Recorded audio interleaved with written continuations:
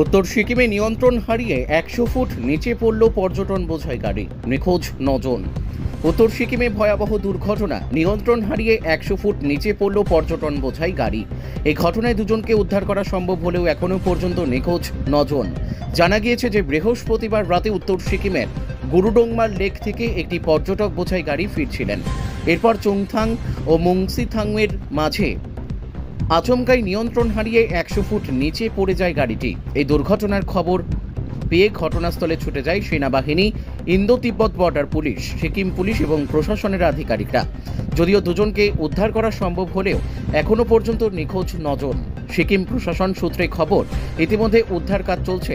গোটা পরিস্থিতির উপর নজর রাখা হচ্ছে।